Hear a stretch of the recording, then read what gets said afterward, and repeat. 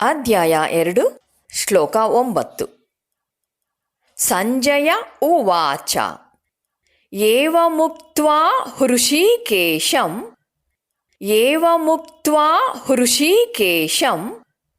ಗುಡಾಕೇಶಃ ಪರಂತಪ. ಗುಡಾಕೇಶಃ ಇದೆ, ವಿಸರ್ಗ ಆದ ನಂತರ ಪ ಅಕ್ಷರ ಬರೋದ್ರಿಂದ ಗುಡಾಕೇಶಃ ಪರಂತಪ. ನ ಯೋತ್ಸ್ಯ ಇತಿ ಗೋವಿಂದಂ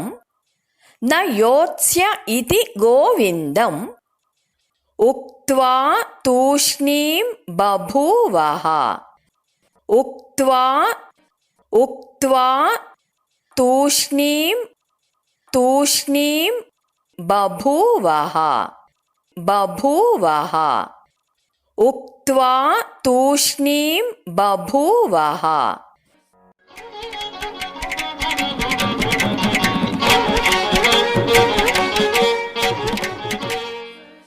ಹೇಳಿಕೊಡುವುದನ್ನು ಅನುಸರಿಸಿ.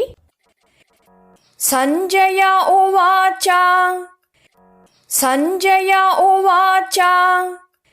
ಏವಮುಕ್ತ್ವಾ ಹೃಷೀಕೇಶಂ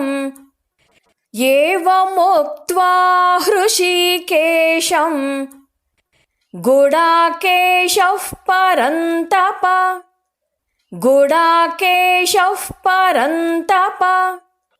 ನ ಯೋತ್ಸ್ಯ ಇತಿ ಗೋವಿಂದಂ ಉಕ್ತ್ವಾ ತೂಷ್ಣೀಂ ಬಭೂವಃ.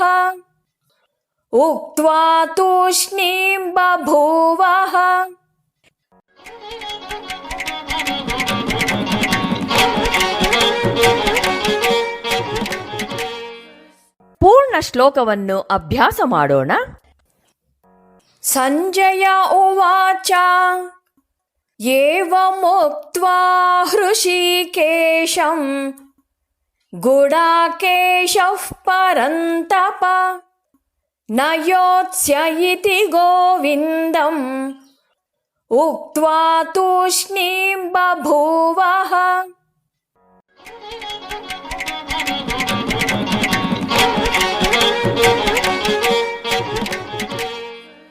ಶ್ಲೋಕದ ಅರ್ಥವನ್ನು ತಿಳಿಯೋಣ.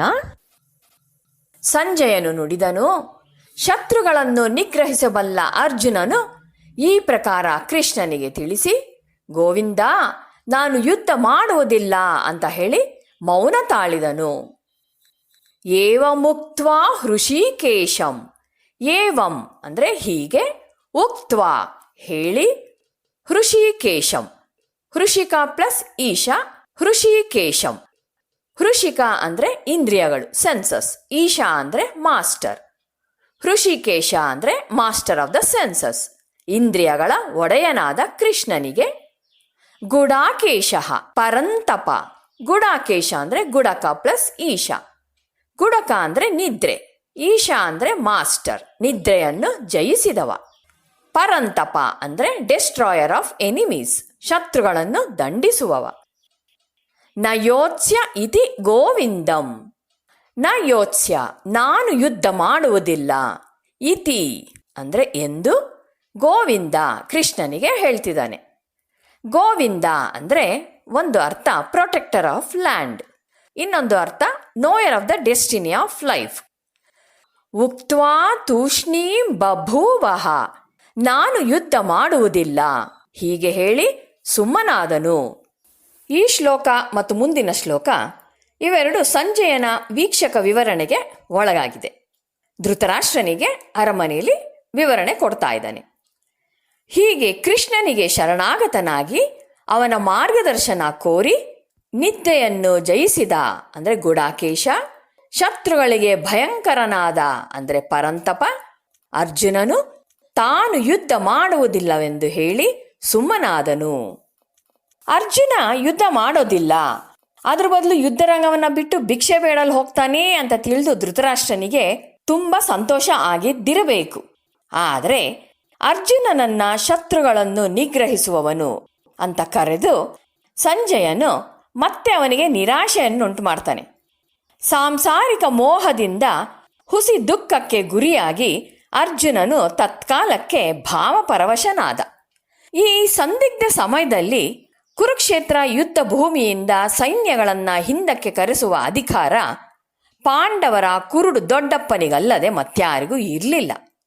ಕೈ ಮೀರಿ ಹೋಗುವ ಸ್ಥಿತಿ ಬಂದಿರುವಂತೆ ಕಂಡುಬಂದಿದ್ರೂ ಸಹ ಯುದ್ಧ ನಿಲ್ಲಿಸುವ ಒಪ್ಪಂದ ಮಾಡಿಕೊಳ್ಳುವ ಆಜ್ಞೆಯನ್ನು ವಿಧಿಸುವ ಶಕ್ತಿ ಅವನಿಗಿತ್ತು.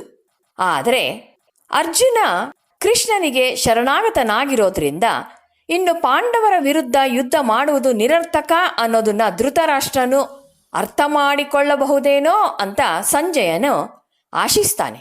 ಆದರೆ ತನ್ನ ಮಕ್ಕಳ ಮೇಲಿನ ಅಮಿತ ಮೋಹದಿಂದ ಹುಟ್ಟು ಕುರುಡನಾದ ಧೃತರಾಷ್ಟ್ರನು ಈ ರೀತಿಯ ಎಚ್ಚರಿಕೆಯ ನುಡಿಗಳಿಗೆ ಕಿವುಡನಾಗಿರ್ತಾನೆ. ಸಂಜಯನು ಹೇಳಿದನು, ನಿದ್ರೆಯನ್ನು ಜಯಿಸಬಲ್ಲ ಅರ್ಜುನನು ಅಂತರ್ಯಾಮಿ ಶ್ರೀಕೃಷ್ಣ ಪರಮಾತ್ಮನಲ್ಲಿ ಈ ರೀತಿ ಹೇಳಿ ಪುನಃ ಗೋವಿಂದನೊಡನೆ ಸ್ಪಷ್ಟವಾಗಿ ಯುದ್ಧ ಮಾಡುವುದಿಲ್ಲ ಅಂತ ಹೇಳಿ ಸುಮ್ಮನಾದನು.